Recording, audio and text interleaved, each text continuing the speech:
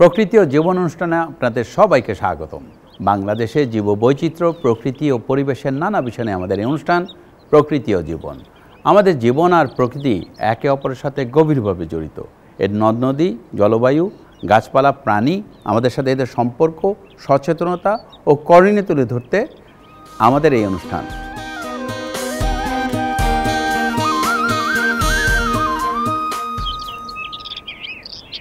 বাংলাদেশের বৈচিত্র্যময় বনভূমি, পাহাড়, জলাশয় ও লোকালয়ে বিভিন্ন প্রজাতির বন্যপ্রাণীর বিচরণ রয়েছে। প্রাকৃতিক এই জায়গাগুলোতে বন্যপ্রাণীরা শত শত বছর ধরে টিকে আছে। তবে মানুষের বিভিন্ন কর্মকাণ্ডে বন্যপ্রাণীর বিচরণ ক্ষেত্র কমে যাচ্ছে দিন দিন। আমাদের আজকের পর্ব বন্যপ্রাণীর আবাসস্থল সংরক্ষণ নিয়ে। এ বিষয়ে আলোচনা করব ঢাকা বিশ্ববিদ্যালয়ের প্রাণীবিদ্যা বিভাগের অধ্যাপক ডক্টর ফিরোজ জামানের সাথে।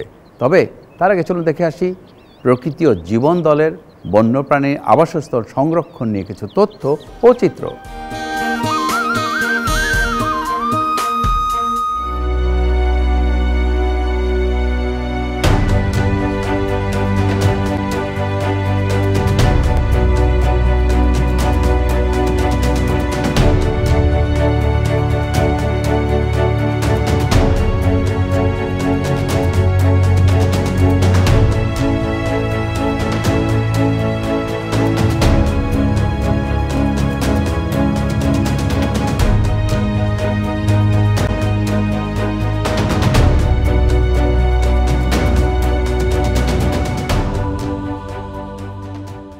বাংলাদেশ সবুজ শ্যামলিমায় পরিপূর্ণ একটি দেশ।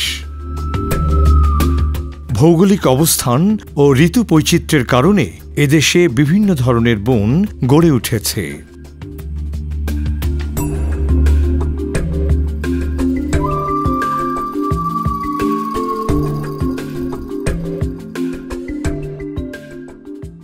এদেশের উত্তর পূর্বাঞ্চল ও দক্ষিণ পূর্বাঞ্চলের পাহাড়ি বন, মধ্যাঞ্চল ও উত্তর পশ্চিমাঞ্চলের শালবন এবং বঙ্গোপসাগরের কোল ঘেঁষে সুন্দরবন গড়ে উঠেছে। উপকূলীয় বিশাল এলাকা জুড়ে সৃজন করা হয়েছে উপকূলীয় বন।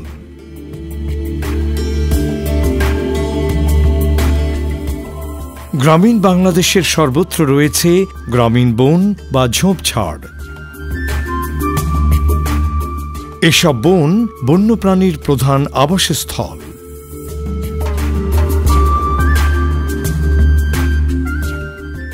যুগ যুগ ধরে এসব বন বিভিন্ন প্রজাতির বন্যপ্রাণীকে লালন করে আসছে।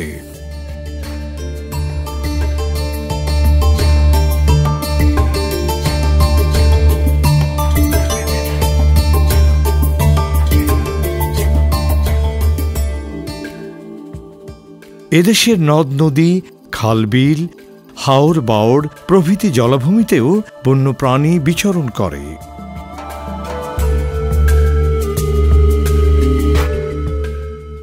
কাদাচর ও দ্বীপের সমাহারে সমৃদ্ধ বিশাল বঙ্গোপসাগর বৈচিত্র্যময় বন্যপ্রাণীর ধারক।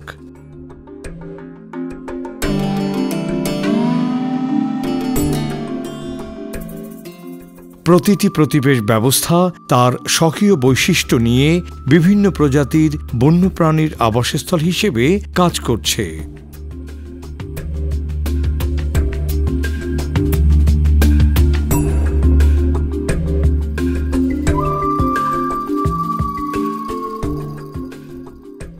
কিন্তু প্রাকৃতিক ও মানবসৃষ্ট নানা কারণে বাংলাদেশের বনাঞ্চল ক্ষতিগ্রস্ত হতে থাকে।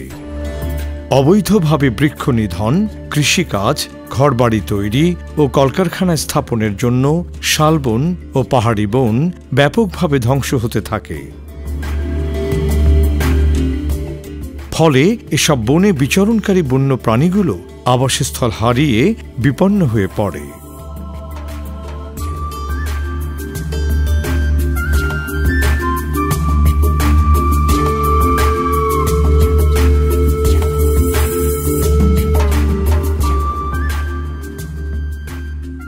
একসময় বাঘ নিরাপদে শালবন ও পাহাড়ি বনে থাকলেও এখন তার দেখা যায় না।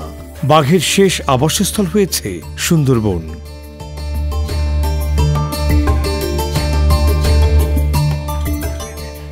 বসতি স্থাপন, বৃক্ষ নিধন ও প্রাকৃতিক বিভিন্ন কারণে সুন্দরবনও ক্ষতিগ্রস্ত। বিগত সময়গুলোতে শুধুমাত্র বনই ধ্বংস হয়নি, নদী, হাওর, বাওড়, বিল সহ সকল ধরনের অভ্যন্তরীণ জলাশয় ক্ষতিগ্রস্ত হয়েছে।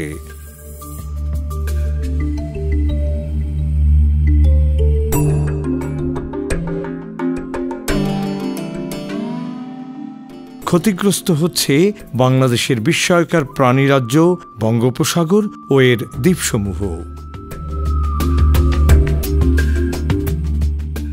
গত ১০০ বছরে বাংলাদেশ থেকে ৩১ প্রজাতির বন্যপ্রাণী বিলুপ্ত হয়েছে। নিরাপদ আবাসস্থলের অভাবে বিপন্ন বন্যপ্রাণীর সংখ্যা ক্রমেই বাড়ছে।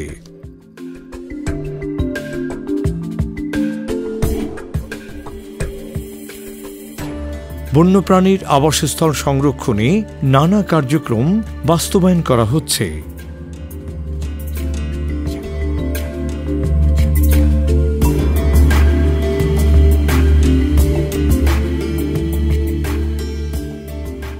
'৭৪ সালে বন্যপ্রাণী সংরক্ষণ আইন করা হয়। বন্যপ্রাণী ও তার আবাসস্থল সংরক্ষণে বন্যপ্রাণী সংরক্ষণ ও নিরাপত্তা আইন ২০১২ প্রণয়ন করা হয়। বন্যপ্রাণীর আবাসস্থল সংরক্ষণে বন বিভাগ সারা দেশে বেশ কিছু রক্ষিত এলাকা ঘোষণা ও তার ব্যবস্থাপনায় কাজ করছে।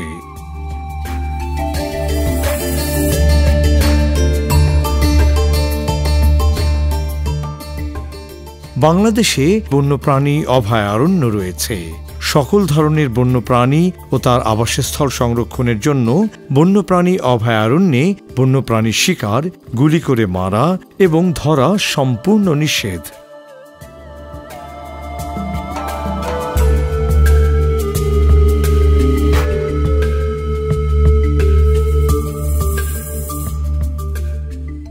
এর পাশাপাশি দেশে ১৯টি জাতীয় উদ্যান ঘোষণা ও রক্ষণাবেক্ষণের মাধ্যমে দর্শনার্থীদের বিনোদনের পাশাপাশি বন্যপ্রাণীর আবাসস্থল সংরক্ষণ করা হচ্ছে।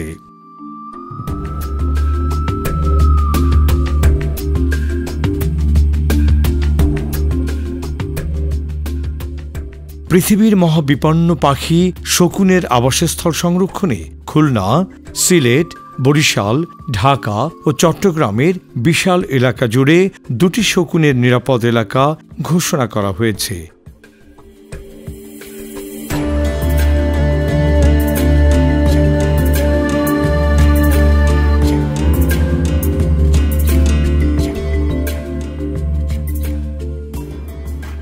বাংলাদেশের জলজ স্তন্যপায়ী প্রাণী ডলফিন সংরক্ষণে সুন্দরবন ও পাবনায় ৩টি ডলফিন অভয়ারণ্য ঘোষণা করা হয়েছে।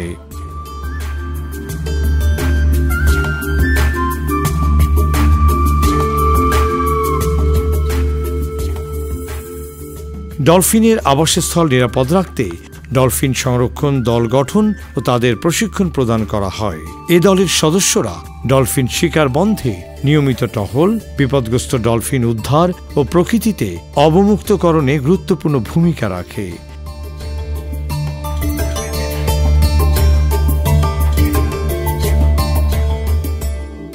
বন্যপ্রাণীরা তাদের আবাসস্থলে যেন নির্বিঘ্নে বিচরণ করতে পারে সেজন্য বেশ কিছু বনভূমিতে বন্যপ্রাণীর করিডোর উন্নয়ন করা হয়েছে।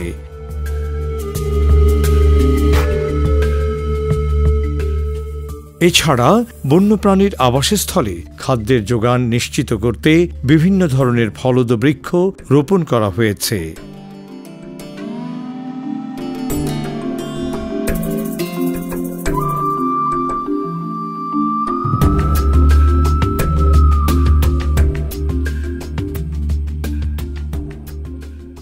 জলচর পাখির জন্য গুরুত্বপূর্ণ আবাসস্থল টাঙ্গুয়ার হাওর, হাকালুকি হাওর, হাইল হাওর, নিঝুম দ্বীপ, গাঙ্গুইয়ার চর ও সোনাদিয়া দ্বীপকে ফ্লাইওয়ে সাইট ঘোষণা করা হয়েছে।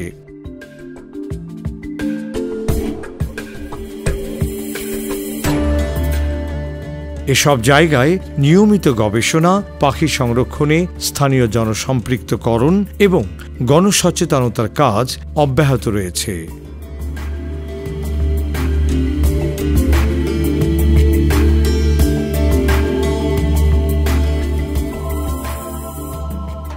সামুদ্রিক বন্যপ্রাণীর আবাসস্থল সংরক্ষণে সোয়াচপ নো গ্রাউন্ড ও Saint Martin marine protected area ঘোষণা করা হয়েছে।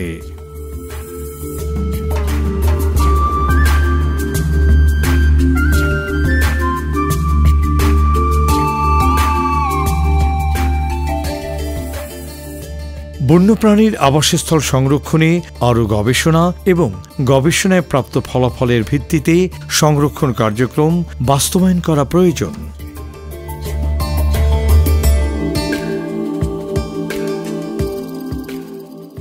বন্যপ্রাণীর আবাসস্থলের নিরাপত্তা প্রদানে আইনের যথাযথ প্রয়োগ নিশ্চিত করতে হবে।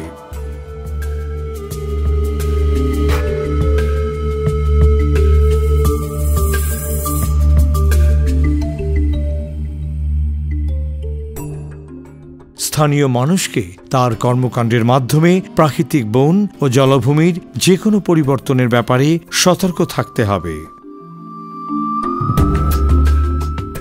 বন্যপ্রাণী দেশের সর্বত্রই বিচরণ করে, তাই সরকারের ও সর্বসাধারণের নানা ধরনের উদ্যোগ বাস্তবায়নের মাধ্যমে বন্যপ্রাণীর আবাসস্থল সংরক্ষণ করা সম্ভব।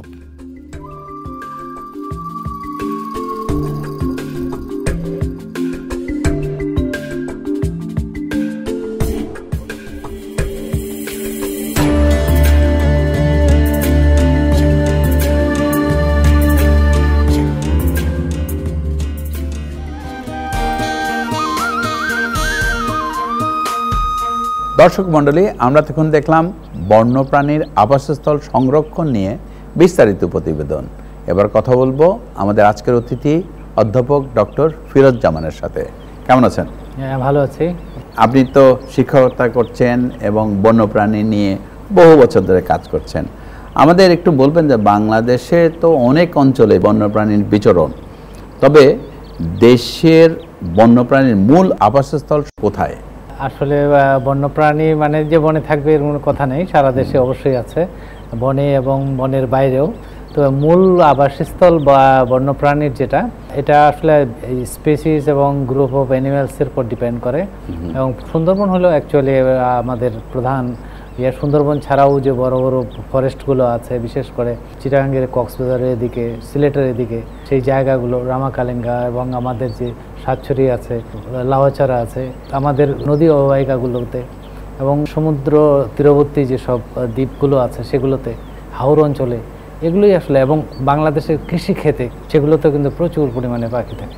তো এগুলো হলো মূল আসলে আবাসস্থল বন্যপ্রাণীর। আচ্ছা, আর এই যে বিভিন্ন জায়গায় যে আমাদের যে বন্যপ্রাণী, আমার যেটুকু মনে হয় যে চিটাগাং, সিলেট আর আমাদের খুলনা অঞ্চল, ময়মনসিংহ কিংবা অন্য অঞ্চলের কি অবস্থা? হ্যাঁ, সেই জায়গাগুলো যে শাল ফরেস্ট আছে, হ্যাঁ, যেসব জায়গায় যেমন ভাওয়ালের ন্যাশনাল পার্ক, মধুপুরের আমাদের যে ন্যাশনাল পার্ক, সেই দুটো জায়গাও একটু বেশ ভালো রিচ বায়োডাইভার্সিটি। তবে একটা জিনিস আমাদের অবশ্যই চিন্তা করতে হবে যে এরা যেহেতু ডেসিডিয়াস ফরেস্ট, সুতরাং কিছু স্পেসিস অ্যাভয়েড করে, তবে স্পেসিস ডাইভার্সিটিও ভালো। আমরা স্টাডি করে দেখেছি, ওগুলো তো আমাদের স্টাডি আছে, বেসলাইন সার্ভে, তাতে স্পেসিস রিচনেস ভালোই আর কি। এছাড়াও নর্থ বেঙ্গলেও কিছু কিছু ন্যাশনাল পার্ক আছে, সেই জায়গাগুলোতেও অনেক রকমের ওয়াইল্ড লাইফ থাকে। মূলত এই অঞ্চলগুলোতে কোন জায়গায় কোন ধরনের বন্যপ্রাণীগুলো বেশি দেখা যায়? এইগুলোতে আসলে সব রকমের বন্যপ্রাণী দেখা, যেমন বন্যপ্রাণী বলতে আমরা আসলে তো যেগুলো মিন করি যে ভার্টিব্রেট অ্যানিম্যালস, হ্যাঁ, সেগুলো প্রধানত নেরো সেন্সে আমরা যেটা বলি, ব্রড সেন্সে না, অ্যাম্ফিবিয়া, রেপটাইলস, বার্ডস, ম্যামালস। হ্যাঁ, তো ম্যামালসগুলো সাধারণত ডিপ ফরেস্ট না হলে সাধারণত থাকে না। সুন্দরবনে biodiversity is very rich, bird অনেক প্রজাতির বার্ড থাকে এখানে, এবং মোর দেন 250 তারও বেশি অনেক স্পেসিস সেখানে পাওয়া যায়। এবং ওই শাল ফরেস্টগুলোতে আমরা কিছু ম্যামালসও দেখি, স্মল ম্যামালস বিশেষ করে, যেগুলো শিয়াল জাতীয়, ফর এক্সাম্পল এভারগ্রিন গ্রিন ফরেস্টগুলো, এগুলোতে আমরা অনেক সময় হরিণও পাই। বার্কিং ডিয়ার যদিও সংখ্যা খুবই কম, আমরা বিপন্ন অতি বিপন্ন প্রাণীগুলো পাই। হাতি তো আছেই, বিভিন্ন প্রজাতির পাখি আছে, সাপসহ অন্যান্য বিভিন্ন প্রাণীগুলো আমরা এইসব হ্যাবিটেটগুলোতে এই ধরনের বন্যপ্রাণীগুলো দেখি। আমাদের যে বনগুলো আছে এখানে এই বন্যপ্রাণীর জন্য কতটুকু উপযুক্ত এই বনগুলো? হ্যাঁ, এটা খুবই গুরুত্বপূর্ণ প্রশ্ন, এটা চিন্তার বিষয় আসলে। আমরা জানি কিন্তু আমাদের অনেকগুলো প্রটেক্টেড এরিয়া আছে, হ্যাঁ, এগুলো এনভায়রনমেন্ট অ্যান্ড ফরেস্ট মিনিস্ট্রি এদের আন্ডারে, এবং আমরা দেখি যে 25টার মতো স্যাংচুয়ারি আছে, 19টার মতো ন্যাশনাল পার্ক আছে, 13টার মতো ইসি আছে, এছাড়াও বিভিন্ন পার্ক আছে। তো এই যে প্রটেক্টেড এরিয়াগুলো, প্রটেক্টেড যদিও এটার যে প্রোটেকশনের যেভাবে থাকা উচিত সেভাবে আমরা আসলে সেভাবে পাই না, এবং সেই প্রোটেকশনগুলো সেভাবে দেওয়া সম্ভব হয় না। এবং দেখা যাচ্ছে যে প্রোটেক্টেড এরিয়া অথচ দেখা যাচ্ছে সেখানে ক্লিয়ার ফিলিং করছে অথবা গাছ লাগাচ্ছে। স্যাংচুয়ারিতে মধ্যে যাওয়াই ঠিক না, সেখানে কাছেই যাওয়া ঠিক না, সেখানেও আমরা ইন্টারভেনশন করি। এবং মানুষের ইন্টারভেনশনের কারণে এই ফরেস্টগুলো কিন্তু অনেক কমে আসছে। এখন সিঙ্কেজ হয়ে গেছে, অনেক জায়গাগুলো কমে গেছে, এবং যেসব দেশীয় ফলের গাছ সেই গাছগুলো আমরা পর্যাপ্ত পরিমাণে লাগাতে পারছি না, বিধায় এদের খাবারের অভাব হচ্ছে। এবং আসলে খাবারের না পেয়ে ওরা করছে কি, অনেক সময় লোকালয়ে চলে আসে। বিভিন্ন রকমের অনেক সময় পত্রপত্রিকায় আমরা দেখি অনেক রকমের প্রাণী দেখা যাচ্ছে লোকালয়ে চলে আসে। তো সেই জন্য বলবো যে এই এদের যে হ্যাবিটেটগুলো আছে এগুলোকে আরও উন্নত করা প্রয়োজন।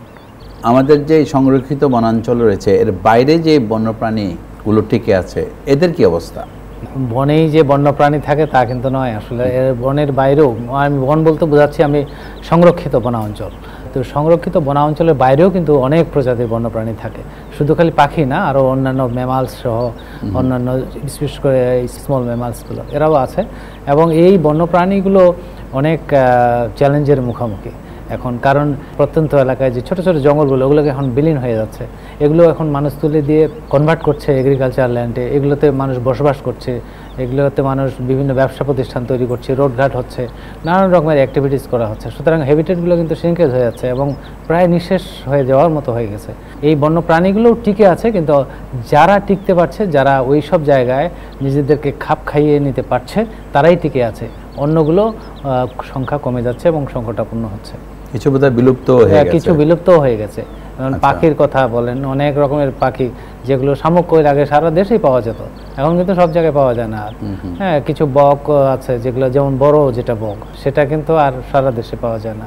এবং নন প্রোটেক্টেড এরিয়ায় এগুলো পাওয়া দুষ্কর। নন প্রোটেক্টেড এরিয়া প্রচুর পরিমাণে মাইগ্রেটরি বা ডাকগুলো আসতো, আগে নদী নালা এবং বড় বড় পুকুরগুলোতে আসতো, এখন এগুলো কিন্তু আর আসে না। কারণ মানুষ বোঝেই না যে বন্য প্রাণী খাওয়া উচিত না, ধরা উচিত না, ডিস্টার্ব করা উচিত না। এই অসচেতনতা মানুষের মধ্যে আছে বিধায় বন্যপ্রাণীগুলো খুব চ্যালেঞ্জের মুখে এখন আছে। আচ্ছা, এই বন্যপ্রাণী আবাসস্থলগুলোর জন্য প্রধান হুমকি কি কি? এদের হুমকি আসলে অনেকগুলোই হুমকি বলা যাবে। প্রধানত আমি যেগুলোকে দৃষ্টিপাত করতে চাই সেগুলোর মধ্যে বলবো যে এদের আবাসস্থলটা ধ্বংস হয়ে যাচ্ছে, এরা আসলে থাকারই জায়গা পাচ্ছে না। এবং যেসব জায়গায় আমাদেরই কারণে, হ্যাঁ আমাদের কারণে, এখন একটা গাছ বা 2-4টা গাছ হয়তো কোনো গ্রামে আছে, অনেক পুরান গাছ, সেগুলো অনেকগুলো পাখি হয়তো বাসা করতো, সেখানে অনেক রকমের পেঁচা হয়তো বাসা করতো, সেই গাছগুলো আমরা কেটে ফেলছি টাকার লোভে। সুতরাং বাসস্থান ধ্বংস হচ্ছে, 1 নম্বর কথা। 2 নম্বর কথা হলো যে মানুষ প্রচুর পরিমাণে এখন বন্যপ্রাণী খাওয়ার দিকে ঝোঁকটা অনেক বেশি, যদিও আমরা সচেতনতা করার চেষ্টা করছি এক্সোটিক ফুড হিসেবে। তো সুতরাং এটা একটা অবৈধ শিকার আর কি। কিছু কিছু জায়গায় এথেনিক অঞ্চল যেগুলো এথেনিক পিপলরা থাকে, তো নর্থ বেঙ্গলের শাল ফরেস্টে এরা ম্যামালসগুলো, স্মল ম্যামালসগুলো ধরে ধরে খায়, প্রায় নিঃশেষ করে ফেলছে। তো সেগুলো একটা ব্যাপার আছে। এবং সচেতনতার অভাব, মানুষের সচেতনতাটা খুবই জরুরি। আসলে মানুষ বুঝেই না যে বন্যপ্রাণী মারা মোটেও উচিত নয় এবং এরা আমাদের বন্ধু, এবং এরা কি অবদান রাখছে এই সম্পর্কে প্রাথমিক জ্ঞানটাই নাই। এছাড়াও আমাদের আইনের প্রয়োগটা নাই, এটা একটা খুবই গুরুত্বপূর্ণ। আমাদের বন্যপ্রাণীর সংরক্ষণ আইন আছে 2012, এবং এই আইনটার যথাযথ প্রয়োগ করা প্রয়োজন। এই বিশেষ করে প্রশাসন, পুলিশ প্রশাসন এবং সরকারের যে টিএনও এবং লোকাল পর্যায়ে যে ম্যাজিস্ট্রেট আছে তাদের মাধ্যমে এটা যে ইমপ্লিমেন্ট করা যেত সারা দেশে, তাহলে অনেকাংশে এই অপরাধগুলো কমে যেত। বন্যপ্রাণী যে আবাসস্থল এর সংরক্ষণে আপনার সাজেশন?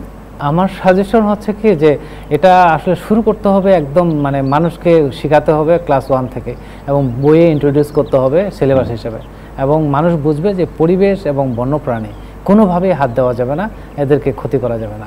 এটা হলো প্রথম কথা। দ্বিতীয় কথা হলো এটা একটা সচেতনতার, এছাড়াও সচেতনতা কাজটা এটা সারা বছর করতে হবে সরকারকে, বিভিন্ন গণমাধ্যমের মাধ্যমে হোক অথবা পেপার পত্রিকার মাধ্যমে হোক।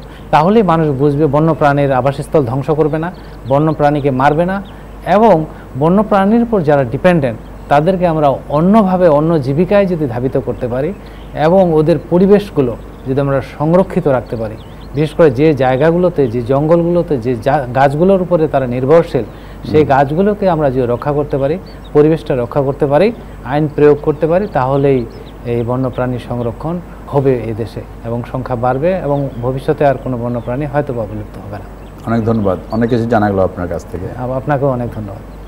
দর্শক মণ্ডলী, প্রকৃতি ও জীবন অনুষ্ঠানের এবারে সেগমেন্টটি হচ্ছে আপনি জানেন কি। চলুন জানা যাক বন্যপ্রাণীর আবাসস্থল নিয়ে কিছু তথ্য। আপনি জানেন কি 2030 সালের মধ্যে বাংলাদেশে বনভূমির পরিমাণ 16% উন্নীত করার পরিকল্পনা হাতে নেওয়া হয়েছে। বাংলাদেশে সহ ব্যবস্থাপনা পদ্ধতি প্রচলনের মাধ্যমে বন্যপ্রাণীর আবাসস্থল সংরক্ষণে যুগান্তকারী পরিবর্তন ঘটেছে। আবাসস্থল ধ্বংসের কারণে 1970 সাল থেকে বিশ্বে এ পর্যন্ত বন্যপ্রাণীর সংখ্যা কমেছে প্রায় 2/3। আবাসস্থল উন্নয়নের কারণে ভারতের গির জাতীয় উদ্যানে 1900 সালে মাত্র 100টি এশীয় সিংহ থাকলেও 2020 সালে তা বেড়ে 674টিতে পৌঁছে। প্রতি বছর টাঙ্গুয়ার হাওরে প্রায় 60,000 পাখি পরিযায়ন করে আসে। শুধু দর্শক, বন্যপ্রাণীরা প্রাকৃতিক পরিবেশে বেঁচে থাকে। তাদের বংশবিস্তার, খাদ্য ও অন্যান্য কর্মকাণ্ডের জন্য প্রাকৃতিক আবাসস্থল অত্যন্ত গুরুত্বপূর্ণ। তাই কার্যকর পদক্ষেপ গ্রহণ করার মাধ্যমে বন্যপ্রাণীর আবাসস্থল সংরক্ষণে সবাইকে এগিয়ে আসতে হবে। সুন্দর প্রকৃতিতে গড়ে সুস্থ জীবন, এই আশা নিয়ে শেষ করছি আজকের অনুষ্ঠান। আপনারা সবাই ভালো থাকুন, সুস্থ থাকুন।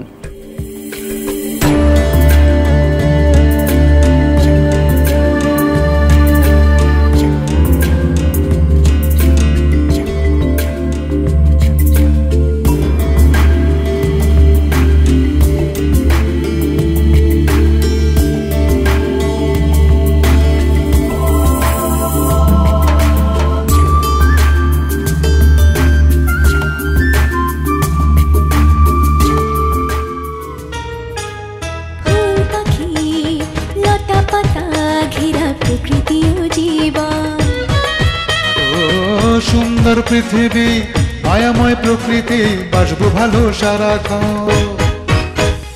চাই চাই চাই সুন্দর পৃথিবী চাই, চাই চাই চাই সুস্থ পরিবেশ চাই। ফুল পাখি লতা পাতা ঘেরা প্রকৃতি ও জীবন। ও সুন্দর পৃথিবী, মায়াময় প্রকৃতি, বাসবো ভালো সারাক্ষণ। এসো হাতে হাত ধরে শপথ করে সুন্দর সুস্থ পরিবেশ গড়ি, সুন্দর সুস্থ পরিবেশ গড়ি, সুন্দর সুস্থ পরিবেশ গড়ি।